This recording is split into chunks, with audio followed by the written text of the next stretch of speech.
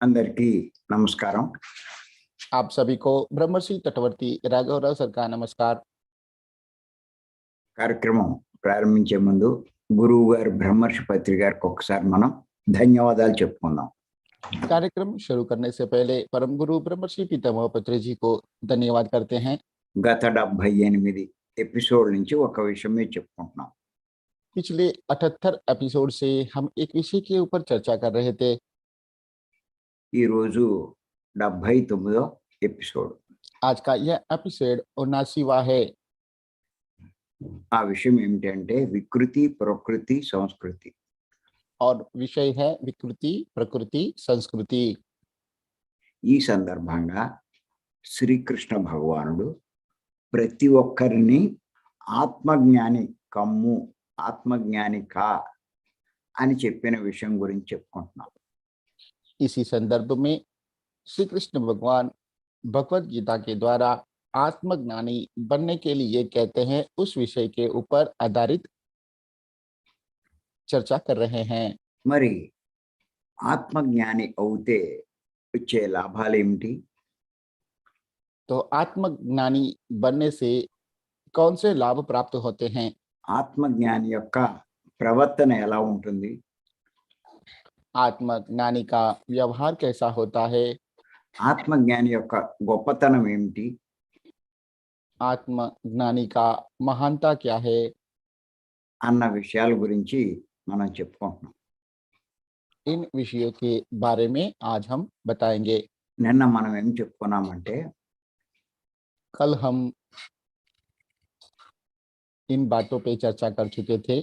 ఏం తెలుసుకున్నామంటే कल हम जो जान चुके हैं, ఆత్మజ్ఞాని సత్యాన్ని తెలుసుకున్నవాడు అని తెలుసుకున్నాం.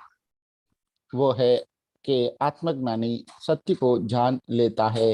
ఆత్మజ్ఞాని సత్యాన్ని ఆశ్రయిస్తున్నవాడు. आत्मज्ञानी सत्य का आश्रय लेता है। ఇక్కడ ఒక్కసారి కొంచెం అర్థం చేసుకో చిరంజీవి. Yes sir. సత్యాన్ని అనేది వేరు, సత్యాన్నే అనేది వేరు. Okay sir. దానికి డిఫరెన్స్ ఒక్కసారి నువ్వు కనిపెట్టాలి. आत्मज्ञानी सत्य को ही, ఆ, सत्य का ही आश्रय लेते हैं। సత్యాన్నే ఆశ్రయిస్తున్నాడు. Yes sir. ఆత్మజ్ఞాని సత్యాన్నే చెబుతాడు. आत्मज्ञानी सत्य ही बोलता है, సత్యమే మాట్లాడతాడు. సత్య ही బోధిత करता है। ఇంతకు ముందు మనం బోల్తా అని చెప్పాం కదా సార్. ఇక్కడ మాట్లాడతాడు. బోల్నా అంటే ఇక్కడ తెలుగులో మీరు మాట్లాడతారు, చెప్తారు అని చెప్పారు. చెప్పడం వేరు, మాట్లాడడం వేరు. చెప్పడం మరి అనేది ఇతరులకి ఇంతకు ముందు కూడా చెప్తాడు, అదే మాట్లాడుతూ ఉంటాడు. आत्मज्ञानी सत्य ही हमेशा बोलता रहता है। బాత్ అంటే మాటలు అంటే బాతే కదా. बातें అది ఆ పదం ఉపయోగించచ్చుగా. మాట్లాడడము, మన నలుగురు కూర్చున్నాం అనుకో, यस सर।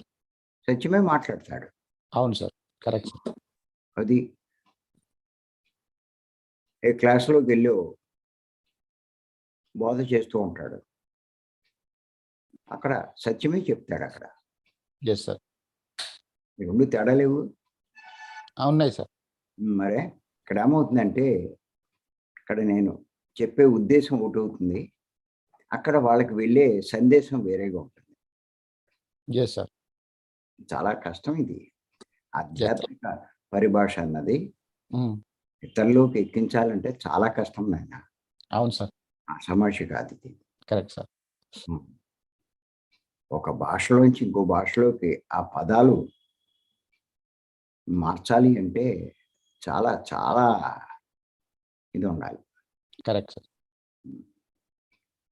వాళ్ళకి అది బాగా లోతుగా అర్థమవుతే సత్యం బాగా తెలుసుకుంటారు, यस सर। వదిలిపెట్టరు దీన్ని. Yes sir. మళ్ళీ ఇంకొకసారి చెప్తాను. फिर से पुनरावर्तन किया जा रहा है।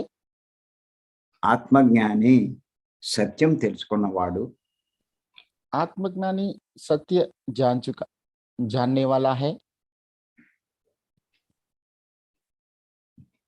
సత్యాన్ని ఆశ్రయిస్తున్నవాడు सत्य का ही आश्रय लेते हैं। సత్యమే చెబుతాడు అంటే బోధిస్తాడన్నా కూడా పర్లేదు.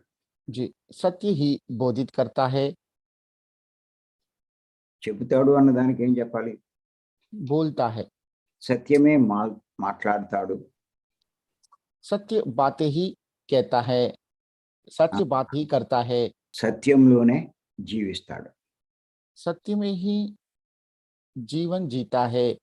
ఇది ఆత్మజ్ఞాని యొక్క గొప్పతనం. आत्मज्ञानी का यही महानता है। మరి ఇక్కడ ఆత్మజ్ఞాని సత్యం తెలుసుకున్నవాడు అన్న దాని గురించి కొంచెం మనం తెలుసుకుందాం. आत्मज्ञानी सत्य जानने वाला है अथवा जान चुका है। जो सत्य जानता है उसे ही को आत्मज्ञानी कहते हैं। इसी के ऊपर थोड़ा और गहराई पूर्वक जानकारी प्राप्त करेंगे। ఎందుచేతనంటే क्योंकि సృష్టిలో सृष्टि में సత్యం తప్ప వేరొకటి లేదు. सत्य के अलावा दूसरा कुछ भी नहीं है। సత్యం కంటే గొప్పదేదీ లేదు. सत्य से महान कुछ भी नहीं है। ఎందుచేతనంటే సత్యం నుంచే అన్నీ ఆవిర్భవించాయి. क्योंकि सत्य में से ही सब कुछ अवतरित हुआ है। అంచేత సత్యం ప్రతి ఒక్కరూ తెలుసుకోవాలి. इसलिए सत्य हर किसी को जानना चाहिए। సత్యం అంటే నేను గతంలో కూడా చాలాసార్లు చెప్పడం జరిగింది. सत्य का मतलब गुरुजी भूतकाल में भी अनेक बार बता चुके हैं। అంచేత సత్యం అంటే నిత్యమైనది అని తెలుసుకోవాలి. इसलिए सत्य का मतलब जो नित्य है वही सत्य है, ये जानना चाहिए। అంటే శాశ్వతమైనది. मतलब शाश्वत है। అంటే ఎల్లప్పుడూ ఉండేది. मतलब हमेशा जो रहता है। అంటే మార్పు చెందనిది. मतलब जिनमें कोई परिवर्तन नहीं आता है वह। కాలము మారినా యుగాలు మారినా మారనిదే సత్యం. काल बदलने से युग बदलने से भी जो नहीं बदलता है वही सत्य है।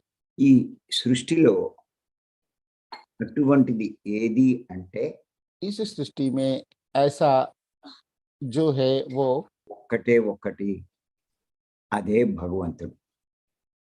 एक ही है और वह है भगवान।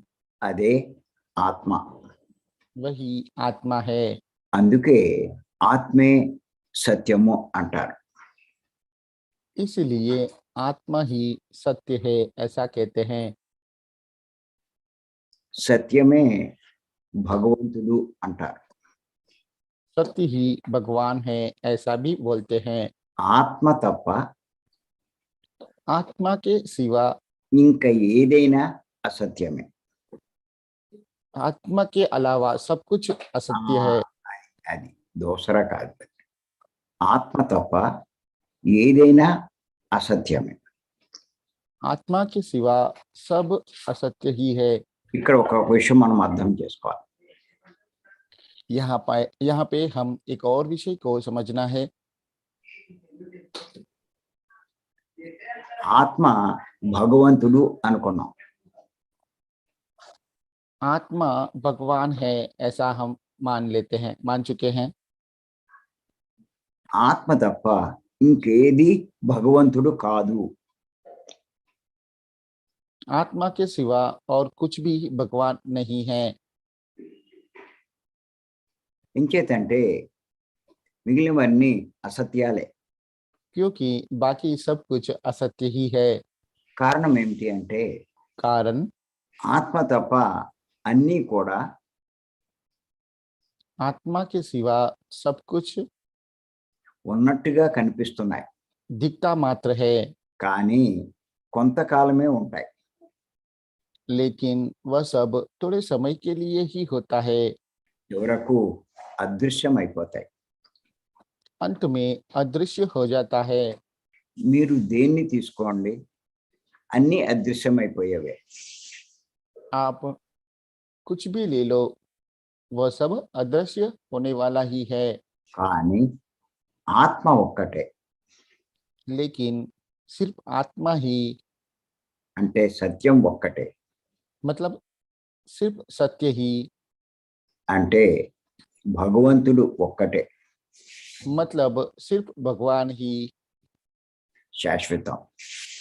शाश्वत है। ఆఖరికి अंत में మన కంటికి కనిపించే हमारी आंखों को दिखाई देने वाला సూర్యుడు కానీ सूर्य, చంద్రుడు కానీ चंद्र,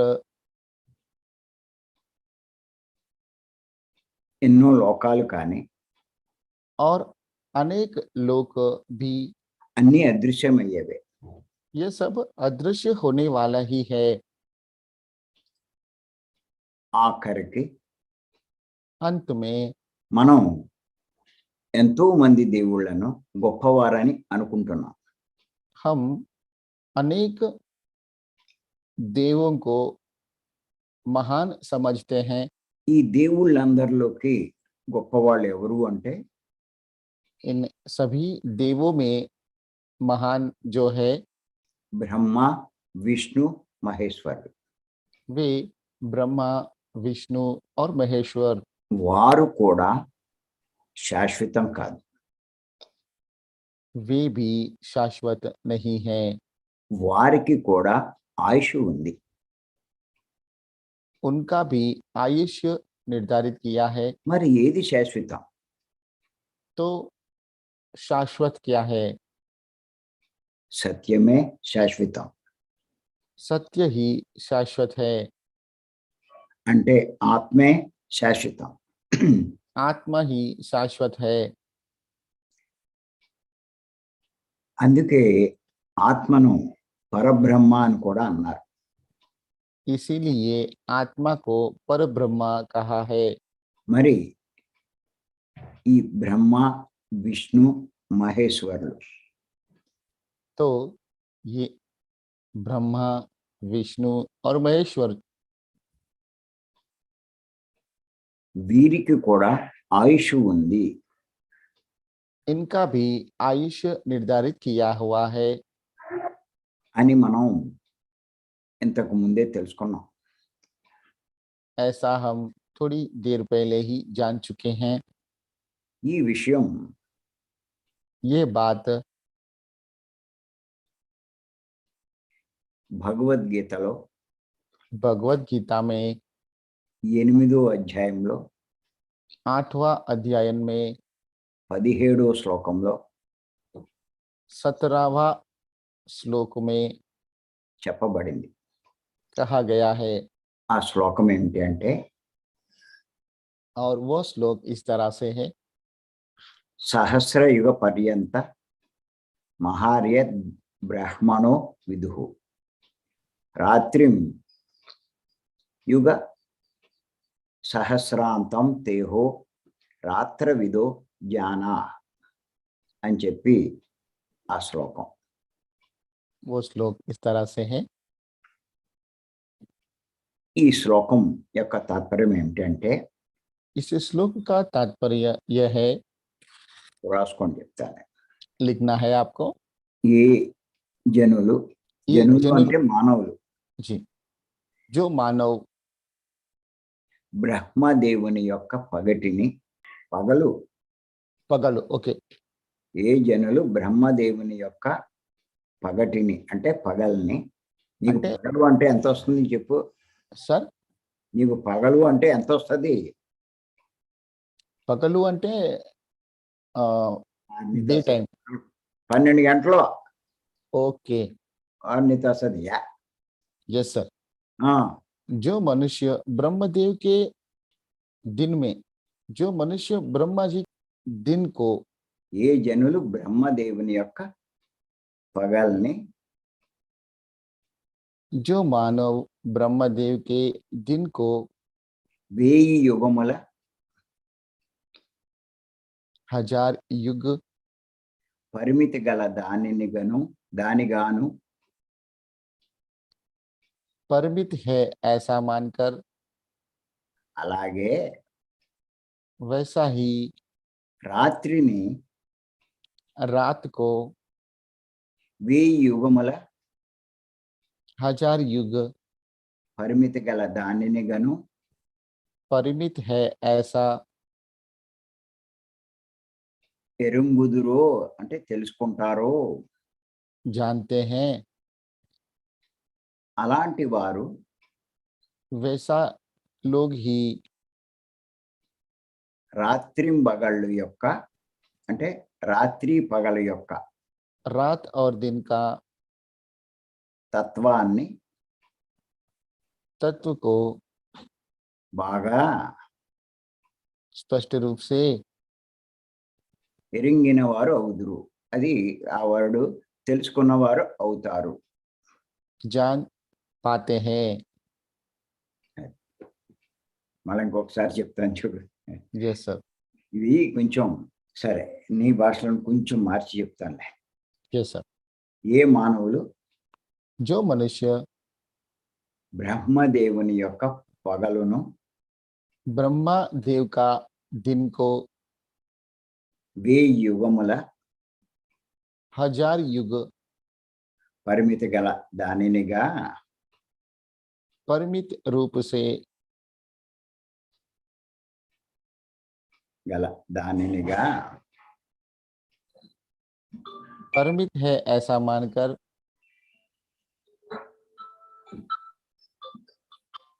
అలాగే वैसा ही రాత్రిని रात को 1000 యుగముల 1000 युग का పరిమితి గల దానిగా परिमित है ऐसा मानकर ఎరుగుదురో ऐसा मान लेते हैं. అట్టి వారు वही రాత్రింబగళ్ళ యొక్క रात और दिन का తత్వాన్ని तत्व को బాగా తెలుసుకున్నవారు स्पष्ट रूप से जानने वाला है. సహజంగా सहज रूप से ఈ శ్లోకాన్ని इस श्लोक को అర్థం చేసుకోవడం చాలా కష్టం. समझना कठिन है. ఇక్కడ ఇంకొకటి ఉందమ్మా. सर కఠిన అన్నది వేరు, కష్టము అన్నది వేరు. చాలా కష్టం అన్నది దానికి తీవ్రతను యాడ్ చేస్తున్నాం. जी सर. ఆ, साधारण रूप से इस श्लोक को समझना बहुत ही कठिन है. ఆ బహుత్ అన్నది నువ్వు వాడాలి. Yes sir. చాలా వాడినప్పుడు నువ్వు బహుత్ వాడాలి. Yes sir. నువ్వు కష్టం అంటే నాకు ఎక్కడో వెలితి కనపడుతుంది. Yes sir. ఆ, అబ్బో కఠినం వేరు, కష్టం వేరు. చాలా కష్టం అంటాం. Okay sir. కష్టాన్ని కొంచెం అధిగమించవచ్చు. చాలా కష్టాన్ని అధిగమించడం చాలా కష్టం. Yes sir. అర్థమైందా? Yes sir. అంచేత इसलिए దీని వివరణ इसका विवरण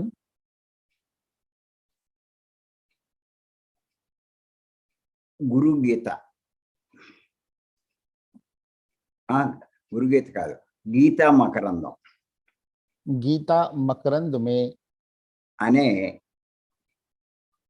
గ్రంథాన్ని गीता मकरंद नामक ग्रंथ में వ్రాసినటువంటి लिखा हुआ విద్యా ప్రకాశానందగిరి స్వామి विद्या प्रकाशानंद गिरी जी వ్రాసినటువంటి द्वारा लिखा हुआ వివరణ చూసుకుంటే विवरण देखते हैं तो మనకి బాగా అర్థమవుతుంది. और हम गहराई पूर्वक समझ पाते हैं. అంతేకాదు इतना ही नहीं, ఆ వివరణ ద్వారా उसी विवरण के द्वारा బ్రహ్మ విష్ణు మహేశ్వర్లకు కూడా ब्रह्मा विष्णु महेश्वर का भी ఆయుష్ ఉంది అన్న సంగతి మనకు తెలుస్తుంది. आयुष्य निर्धारित किया हुआ है, यह बात हम समझ पाते हैं. మనందరికీ ఆయుష్ ఎలా ఉందో हम सबका जैसा आयुष्य निर्धारित है, అంటే 84 లక్షల జీవులకి జీవరాశులకి ఆయుష్ ఎలా ఉందో मतलब जैसे 84 लाख जीवों का आयुष्य जिस तरह से निर्धारित किया हुआ है, అలాగే वैसा ही బ్రహ్మ విష్ణు మహేశ్వర్లకు కూడా ब्रह्मा विष्णु महेश्वरों का भी ఆయుష్ ఉంది. आयुष्य निर्धारित किया हुआ है. ఎవరైనా ఆయుష్ తీరిపోతే जिनका आयुष्य मतलब किसी का भी आयुष्य पूरा होने पर, ఈ పదం బాగుంది. ఎవరికైనా ఆయుష్ తీరిపోతే किसी का भी आयुष्य पूरा होता है तब వారు సృష్టిలో నిష్క్రమించవలసిందే. उनको सृष्टि में निष्क्रमण होता है. అదే మనం భూమి మీద చూస్తున్నాం. यही हम इस धरती पे देख रहे हैं. కృష్ణుడు అంటున్నాం, कृष्ण की बात करते हैं, రాముడు అంటున్నాం, राम जी की बात करते हैं, జీసస్ అంటున్నాం, जीसस जी की बात करते हैं, మహమ్మద్ అంటున్నాం, मोहम्मद की बात करते हैं, గురు నానక్ అంటున్నాం, गुरु नानक की बातें करते हैं, మహావీరుడు అంటున్నాం, महावीर का नाम लेते हैं, బుద్ధుడు అంటున్నాం, बुद्ध का नाम लेते हैं, పత్రిజీ అంటున్నాం. पत्री जी का नाम लेते हैं. అందరూ నిష్క్రమించిన వారే. इन सब का निष्क्रमण हो चुका है. అంచేత इसीलिए ఆత్మ తప్ప आत्मा के सिवा ఏది శాశ్వతం కాదు. कुछ भी शाश्वत नहीं है. కారణం ఆత్మ ఒక్కటే సత్యం. कारण आत्मा एक ही सत्य है. సత్యం ఒక్కటే దైవం. सिर्फ सत्य ही दैव है. చేత విద్యా ప్రకాశానందగిరి స్వామి इसीलिए विद्या प्रकाशानंद स्वामी వారు 8వ అధ్యాయంలో 17వ శ్లోకం उन्होंने 8वां अध्ययन का 17वां श्लोक को వివరణ రేపు తెలుసుకున్నాం. जो विवरण दिया है उनका इस श्लोक का विवरण कल हम जानने का प्रयत्न करेंगे. Thank you. धन्यवाद. तो आज का यह हिंदी संदेश यहाँ पे समाप्त होता है. मैं चाहते हैं कि आज का इस अध्ययन का अभिप्राय आप हैंड रेस करके व्यक्त कर सकते हैं.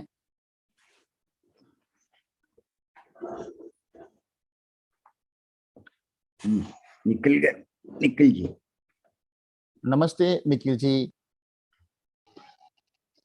इसमें एक जगह जो बताया है वो मुझे समझ में नहीं आया. जो मानव ब्रह्मदेव का दिन को 1000 युग परबित है, वैसे ही रात्रि को 1000 युग परबित है जानते हैं. तो वैसे लोग ही रात और दिन का तत्व रूप में स्पष्ट रूप से जानने वाला है. ये परबित शब्द का तात्पर्य क्या है, मीनिंग क्या है? Yes sir. చెప్పు సార్ ఆయన మన ఈ శ్లోకం యొక్క తాత్పర్యం మనం చెప్పాం ఏమిటంటే, ఎవరైతే బ్రహ్మదేవుని యొక్క పగలు అంటే మనం 1000 యుగాలు అని చెప్పాం, దాని మధ్యలో కొన్ని సపోర్టింగ్ వర్డ్స్ చెప్పలేకపోయాను. ఎందుకంటే మీరు పాటలు చెప్పారు, నేను కూడా పాటలు చెప్పాను. అక్కడ వాటి కొన్ని సపోర్టింగ్ వర్డ్స్ నేను వాడలేదు. దానివల్ల ఆయన కొంచెం అది కన్ఫ్యూజన్ క్రియేట్ అయింది సార్. అక్కడ ఏం లేదు, మానవునికి 100 సంవత్సరాలు జీవితం. చెప్పు. जी कौशिक जी, इस तात्पर्य को विशेष रूप से समझाने के लिए सर दूसरा उदाहरण से समझा रहे हैं। जैसे एक मनुष्य का 100 साल का उम्र निर्धारित किया जाता है, हाँ అలాగే బ్రహ్మదేవుని యొక్క వయస్సు 1000 యుగములు. उसी तरह से ब्रह्मा जी का उम्र 1000 युग है। अच्छा 1000 యుగాలు అంటే ఏమిటో రేపు తెలుసుకుందాం. अब 1000 युग का मतलब क्या है वो कल मैं विस्तृत रूप से बताऊंगा। अच्छा ఏది ఏమైనా బ్రహ్మదేవునికి కూడా వయసు ఉంది. चाहे कुछ भी हो, ब्रह्मा हम्म। जी का भी उम्र निर्धारित किया हुआ है, मतलब वो भी उनका उम्र तय है।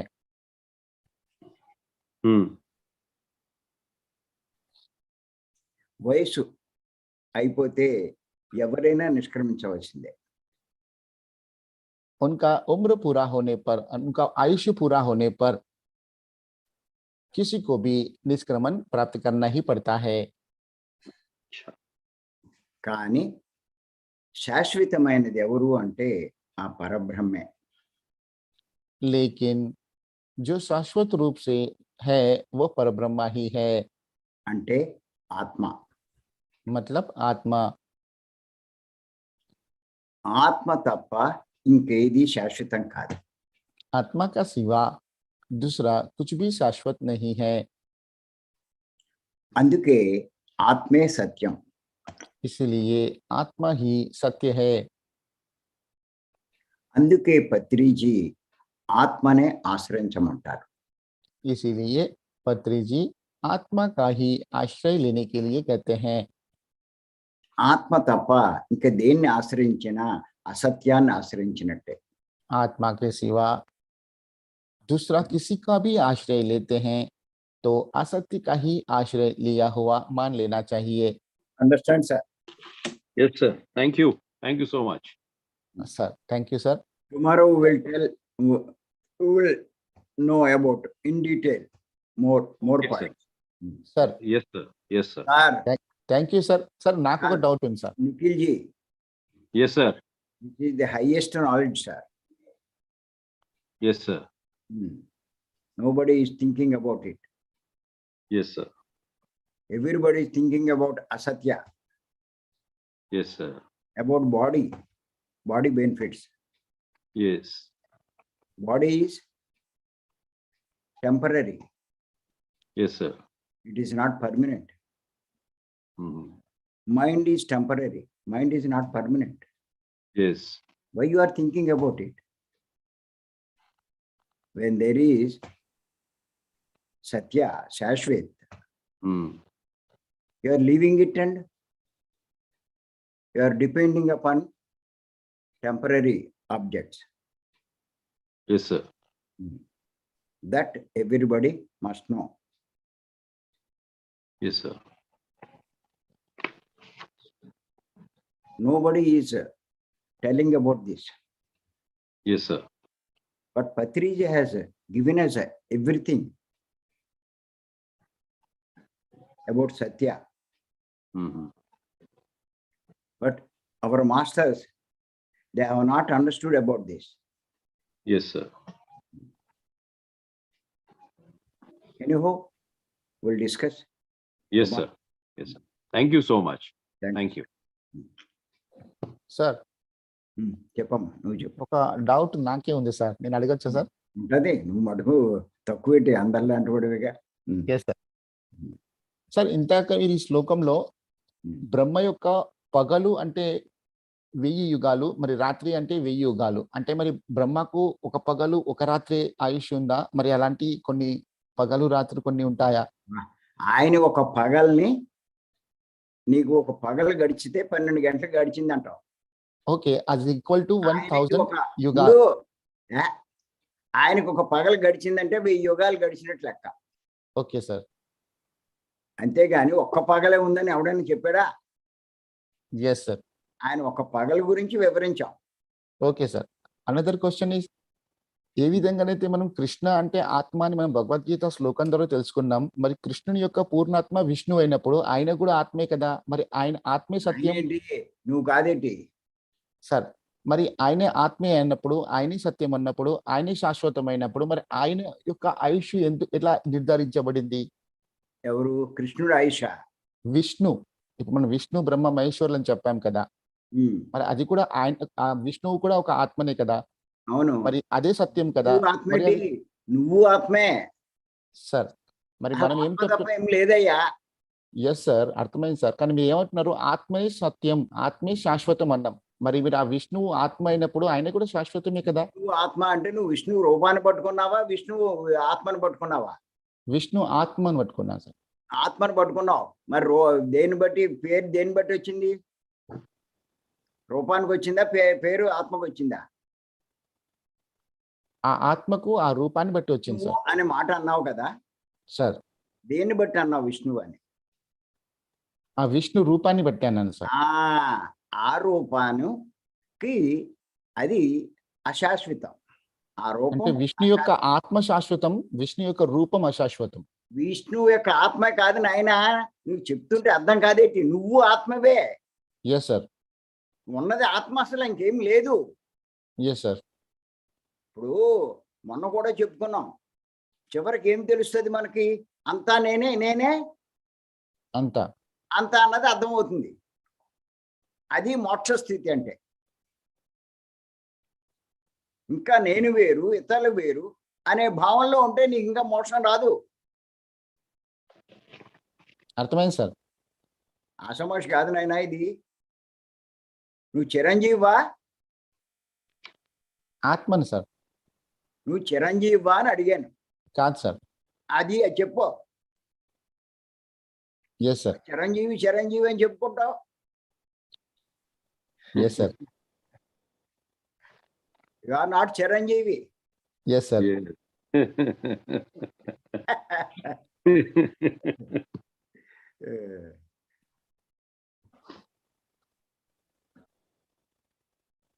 नेक्स्ट। Yes sir. आगे और किसी को बात करना है तो प्लीज हैंड रेस कीजिए। अनुपमा। नमस्ते अनुपमा जी, अपने आप को अनम्यूट करेंगे।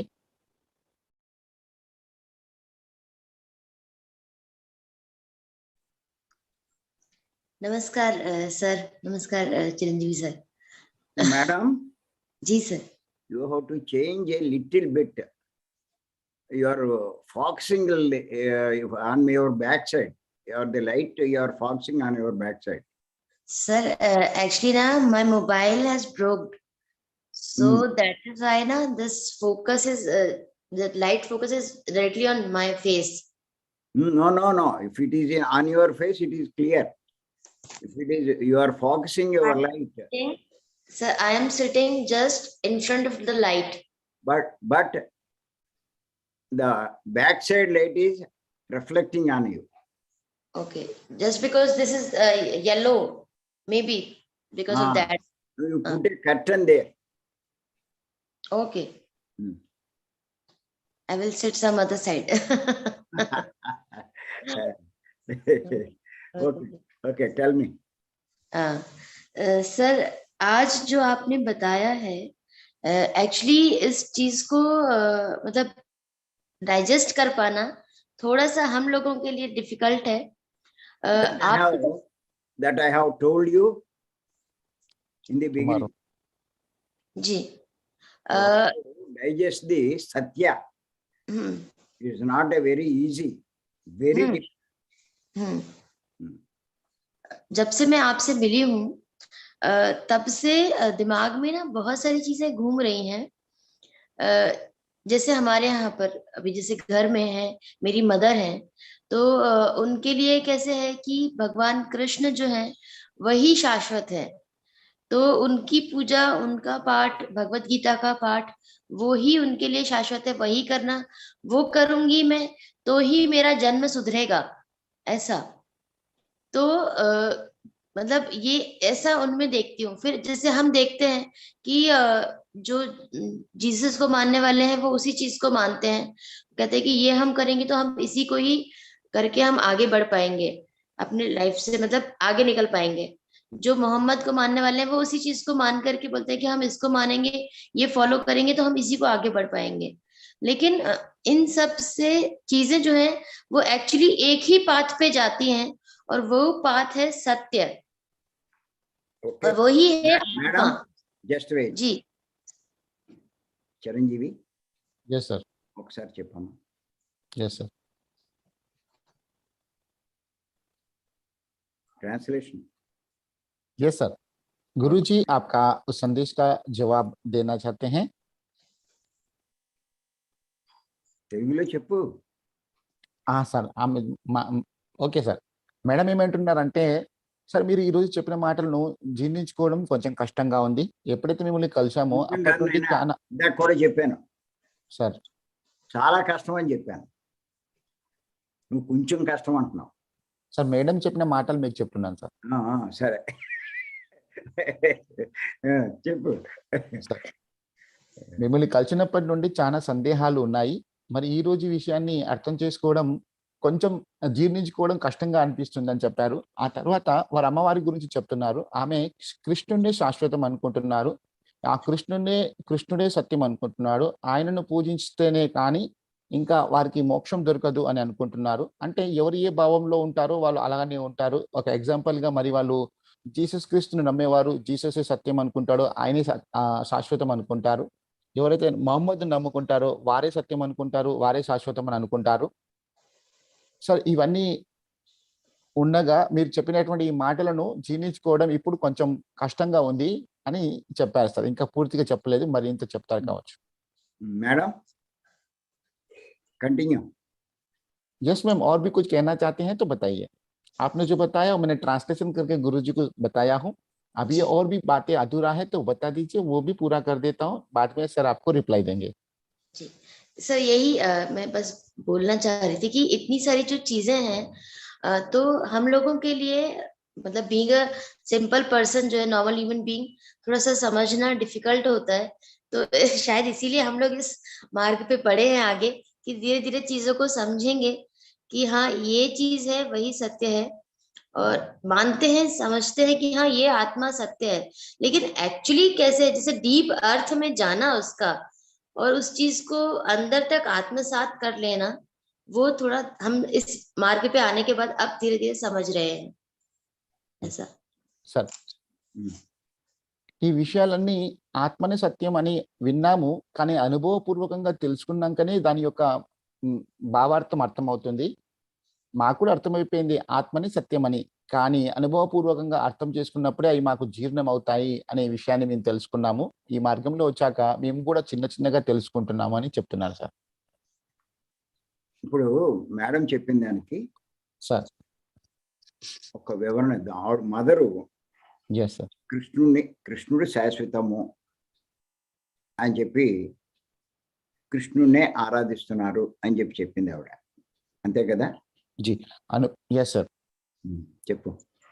अनुपमा जी, आपने आपकी माताजी की बात कहा है जिसमें आपने जिक्र किया है उन्होंने कृष्ण को ही शाश्वत, कृष्ण को ही सत्य मानकर उनकी पूजा कर रहे हैं. కానీ కృష్ణుడు लेकिन అంటే ఎవరు? कृष्ण का मतलब कौन? ఆయన ఎక్కడ ఉంటాడు? वे कहाँ रहते हैं? చెప్పగలరా? क्या आप बता पाएंगे? नहीं. మరి తెలియనప్పుడు ఏం చేస్తారు? जब हम नहीं जानते हैं तो क्या करते हैं? ఏది తెలిస్తే అదే చేస్తాం. जो हमें पता होता है वही करते हैं.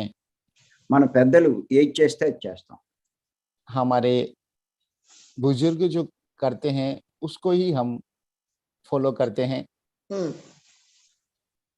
మన తాతలు ముత్తాతలు, అమ్మలు అమ్మమ్మలు వంశ పారంపరంగా ఏం చేస్తుంటే అదే చేస్తాం. दादा परदादा, नाना नानी और परनानी वंश परंपरा के रूप में जो आचरण आया है उसी को हम भी फॉलो करते हैं. అలాగే మన చుట్టూ ఉన్న వాళ్ళంతా ఏం చేస్తే అదే చేస్తాం. उसी तरह से हमारे इर्द गिर्द सभी लोग जो करते हैं उसके आधार पर हम भी चलने लगते हैं. మన గురువులు పండితులు ఏం చెప్తే అదే చేస్తాం. हमारे गुरु और पंडित गण जो कहते हैं हम वही सुनते हैं, కానీ మనం తెలుసుకునే ప్రయత్నం చెయ్యం. लेकिन हमें जानने का प्रयत्न भी करना चाहिए। కృష్ణుడు అంటే మనమంతా అనుకునే ఆ రూపం కాదు, ఆ విగ్రహం కాదు. कृष्ण का मतलब हम सब जो मान रहे हैं वो रूप नहीं है, वो मूर्ति नहीं है। కృష్ణుడు అంటే మనకి ఆయనే భగవద్గీత ద్వారా స్పష్టంగా చెప్పాడు. कृष्ण का मतलब स्वयं श्री कृष्ण ने ही भगवत गीता के माध्यम से कहा है। 10వ అధ్యాయంలో 20వ శ్లోకం. 10वां अध्ययन का 20वां श्लोक में ఇది నోట్ చేసుకోండి. आप नोट कर सकते हैं।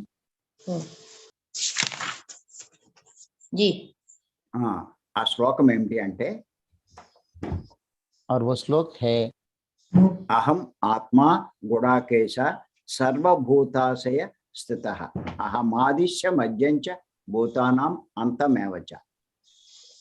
ये वो श्लोक है, आप बाद में इसको फाइंड करके ये लिख सकते हैं। जी जी ఈ శ్లోకం శ్రీకృష్ణ భగవాన్ ఎందుకు చెప్పాడు అంటే ये श्लोक श्री कृष्ण भगवान इसलिए कहा है, గీతా బోధ చేస్తున్నప్పుడు जब गीता का उपदेश दे रहे थे అర్జునుడికి సందేహం వచ్చింది. अर्जुन को संदेह आता है, ఇంచేతంటే क्योंकि అప్పటిదాకా अब तक కృష్ణుడు తన బంధువు అనుకున్నాడు. कृष्ण को अपना बंधु समझ रहे थे, తన స్నేహితుడు అనుకున్నాడు. अपना मित्र मान रहे थे, ఆప్తుడు అనుకున్నాడు. उनको बचाने वाला समझ रहे थे। కానీ ఇంత लेकिन అద్భుతమైన కానీ ఇంత లేకిన్ అద్భుతమైన इतना अद्भुत బోధ చేస్తున్నాడు, గీతా బోధ. उपदेश दे रहे थे, गीता का उपदेश दे रहे थे, ఆశ్చర్యపోయాడు. उनसे उनको आश्चर्य होता है, అసలు ఎవరైనా वास्तव में ये कौन है। అనే ఆశ్చర్యం వచ్చింది, అనే ऐसा उनको సందేహం आश्चर्य, వచ్చింది. సందేహం వచ్చింది. ऐसा उनको संदेह व्यक्त होता है।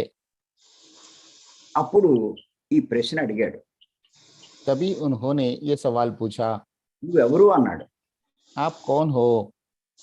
అప్పుడు ఈ శ్లోకం చెప్పాడు. तभी उन्होंने ये श्लोक के माध्यम से उत्तर दिया। ఏమన్నాడంటే उन्होंने कहा है, అహం ఆత్మా గుడాకేశ. अहम आत्मा गुड़ाकेशा। గుడాకేశ అంటే అర్జున అని. गुड़ाकेशा का मतलब अर्जुन। అర్జున हे अर्जुन, నేను ఆత్మను मैं आत्मा हूँ, అని స్పష్టంగా చెప్పాడు. ऐसा स्पष्ट रूप से कहा है। నేను ఆత్మను. मैं आत्मा हूँ। దీన్ని బట్టి इससे విగ్రహం కానీ मूर्ति, ఫోటో కానీ फोटो కృష్ణుడు కాదు అని సంగతి తెలుసుకోవాలి. कृष्ण नहीं है, ये बात समझना है। ఆత్మే కృష్ణుడు అన్న సంగతి తెలుసుకోవాలి. आत्मा ही कृष्ण है, ये बात हमें समझना है। అంచేత కృష్ణుడు శాశ్వతము అంటే ఆత్మ శాశ్వతము అన్నది తెలుసుకోవాలి. इस तरह कृष्ण शाश्वत है, इसका मतलब आत्मा शाश्वत है, ये बात जानना है। అంతేకాని ఆ బొమ్మ ఆ ఫోటో కృష్ణుడు కాదు. इतना ही है, लेकिन वह मूर्ति और वो फोटो शाश्वत नहीं है। అంచేత కృష్ణుడిని ఆశ్రయించడము అంటే ఆత్మను ఆశ్రయించడమే. इस तरह कृष्ण का आश्रय लेना मतलब आत्मा का आश्रय लेना ही है। ఆత్మను ఆశ్రయించే మార్గమే పత్రిజీ మనకిచ్చిన శ్వాసమే ధ్యాస. आत्मा का आश्रय लेने का मतलब पत्री जी ने जो दिया है श्वास के ऊपर ध्यान केंद्रित करने वाली साधना। అంతే తప్ప మనం ఒక బొమ్మ పెట్టి పూజిస్తే కృష్ణుడిని ఆశ్రయించినట్టు కాదు. इतना ही है, लेकिन एक मूर्ति रखकर उनकी पूजा करने से आत्मा का आश्रय नहीं प्राप्त कर सकते हैं। ఆహా, బొమ్మను ఆశ్రయిస్తే కృష్ణుడిని ఆశ్రయించినట్టు కాదు, అది నేను చెప్పేది. मूर्ति का आश्रय पूजा करते हैं तो आत्मा का आश्रय लेना नहीं मान सकते हैं। కృష్ణుణ్ణి అని చెప్పి మాట అన్నాను, నువ్వు మళ్ళా ఆత్మ అంటావేటి? ఒక మూర్తిని పెట్టి ఆరాధిస్తే కృష్ణుణ్ణి ఆరాధించినట్టు కాదు అన్నాను. నువ్వు మళ్ళా ఆత్మ అనే పదాన్ని వాడుతున్నావు. यस सर, एक मूर्ति की पूजा करते हैं तो कृष्ण का आश्रय पाना नहीं है, ఆరాధించినట్టు కాదు. उनकी आराधना करना नहीं हुआ है।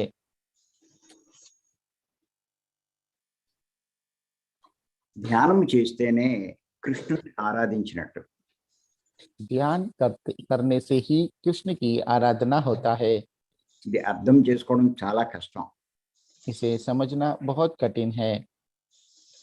చేత భగవద్గీతలో ఆయనే స్పష్టంగా చెప్పాడు, इसीलिए भगवत गीता में उन्होंने ही स्पष्ट रूप से कहा है, నేను ఆత్మను అని చెప్పాడు. मैं आत्मा हूँ ऐसा कहा है। అందుచేత इसलिए భగవద్గీత చదివే వారంతా కూడా भगवत गीता पढ़ने वाले सभी लोग నే కృష్ణుడు ఎక్కడ నేను అని ఉదాహరించిన जहाँ भी कृष्ण मैं ऐसा संबोधित किया है అక్కడ ఆత్మనే అర్థం చేసుకోవాలి. वहीं पर आत्मा मानकर समझकर पढ़ना है। అంతేగాని బొమ్మ అన్నట్టుగా కనుక మనం అర్థం చేసుకుంటే इतना ही नहीं, सॉरी ये इतना ही है, लेकिन हम मूर्ति या फोटो मानकर उनको समझने का प्रयत्न करते हैं तो భగవద్గీత అర్థం కాదు. भगवत गीता समझ में नहीं आएगा। Understand madam? Yes sir. మీ అమ్మగారికి आपकी माता जी को కృష్ణుడు అంటే ఆత్మ అన్న సంగతి తెలియదు. कृष्ण का मतलब आत्मा है यह बात नहीं जानते होंगे। ఆవిడికి ఆత్మజ్ఞానం లేదు. उनको आत्मज्ञान नहीं है, అందుకే ఆవిడ ఆ బొమ్మనే పూజిస్తుంది. इसीलिए वे वो मूर्ति को ही पूजा करते हैं। Okay madam? Yes sir, thank you very much sir. మీరు మెల్లిమెల్లిగా వింటూ ఉంటే అన్నీ తెలుస్తాయి. धीमे धीमे से आप सुनते रहोगे तो सब कुछ क्लियर हो जाएगा। जी सर, बहुत बहुत धन्यवाद सर। మేడం ఇంకోటి చెప్తున్నాను, ఇప్పుడు మన జూమ్ లో ఉండే వాళ్ళందరికీ ఈ విషయాలన్నీ ఎప్పుడో తెలుసుకున్నారు. इस जूम में जो लोग हैं ये सभी लोग इन सभी सवालों का उत्तर बहुत पहले ही जान चुके हैं। వారు ఎంతో జ్ఞానం పొందారు. उन्होंने बहुत कुछ ज्ञान अर्जित कर लिया है। వారు ఎప్పుడో 1 ఏడాది 2 ఏళ్ల నుంచి వింటున్నారు. ये सभी लोग 1-1.5 साल से सुन रहे हैं। మరి వాళ్ళు ఎన్నో విషయాలు తెలుసుకున్నారు. वे लोग अनेक विषय के प्रति जानकारी प्राप्त कर चुके हैं। ప్రతిరోజు నేను చెప్తున్నాను, हर दिन मैं बता रहा हूँ, మా మేడం చెప్తున్నారు. प्रतिरोज गुरुजी बता रहे हैं और माताजी भी बोल रहे हैं। వారంతా అంతులేని జ్ఞానం పొందారు. वे सभी अनंत ज्ञान प्राप्त कर चुके हैं। మరి మీరంతా ఇప్పుడే ప్రారంభించారు. अभी आप लोग अभी ही शुरुआत कर चुके हो, అంచేత ఇప్పుడు కొంచెం కొంచెం తెలుసుకుంటున్నారు. इसीलिए आप धीमे धीमे से समझ रहे हो। మరి మీరు ఇది కొనసాగిస్తే ऐसे ही आप कंटिन्यू करोगे तो మీరు అద్భుతమైన జ్ఞానాన్ని పొందుతారు. आप भी अद्भुत ज्ञान प्राप्त कर पाएंगे।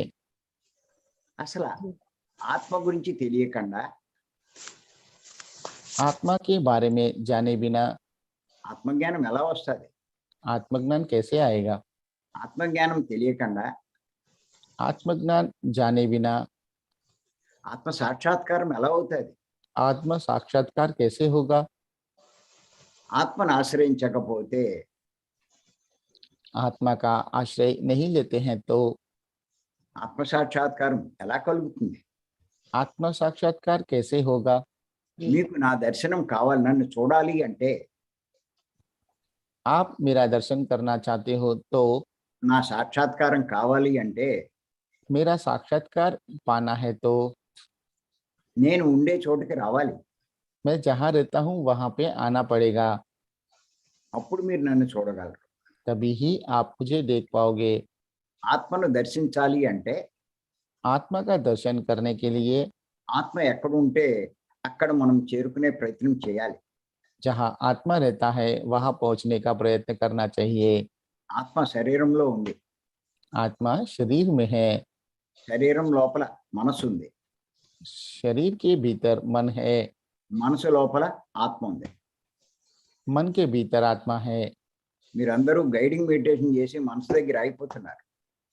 आप सब गाइडिंग मेडिटेशन करके मन के पास रुक जाते हो, మనసు లోపలికి వెళ్ళట్లా. मन के भीतर प्रवेश नहीं कर रहे हो, మీరు ఆత్మను ఎలా దర్శిస్తారు? तो आत्मा का दर्शन कैसे करोगे? ఆత్మ జ్ఞానం ఎలా వస్తుంది? आत्मज्ञान कैसे आएगा? ఇది అర్థం చేసుకోవట్లా. ये बात नहीं समझ रहे हो। హిందీ బెల్ట్ అంతా ఇలాగే ఉంది. पूरा हिंदी बेल्ट ऐसा ही है। Understand madam? Yes sir. Thank you. एक और चीज सर, जो सर के पुराने जो मतलब इतने सारे वीडियोस हैं तो वो हम लोगों को मिल सकते हैं। जो 78 79 एपिसोड हो रहा है तो जो पुराने वीडियोस हैं वो हमको मिल सकते हैं क्या? तो हम धीरे धीरे जो हमारा समय होता है खाली उसमें हम इन सब चीजों को सुन करके हम भी वो चीजें और गहराई से समझ सके। మీకు పెడతాం madam. We will, if you want you we will send you. Madam Anupama madam, जी sir. You note down the Sindhura madam number. जी सर। You ask. तो आज का यह सेशन को यहाँ पे हम समाप्त करते हैं। मिलते हैं कल सुबह के प्रातःकालीन ध्यान व गुरु जी का दिव्य संदेश के लिए। तब तक हम आपसे रजा लेते हैं। धन्यवाद। Thank you, thank you, thank you. Sir Geeta गारू माట్లాడాలనుకుంటున్నారు सर। అడగమను. సరే. नमस्ते गीता जी, अपने आप को अनम्यूट कीजिए। नमस्ते तटवर्ती राघवराज सर, चिरंजीवी सर, आपको भी ఓన్లీ వన్ नमस्ते। Question. No question sir, I am shifting to Bhimavaram from Dadar. I am changing my residence to Bhimavaram. Only then I can get all the knowledge. House madam, you can stay in Yes, our yes. House. Yes sir, otherwise I won't get all this. But 8 months I have got enough knowledge on Atma Gyan. I'll continue sir. I want to tell this to other Hindi people who have joined. Yes. Really, it is very, very beneficial. Now I have come to know about Atma today.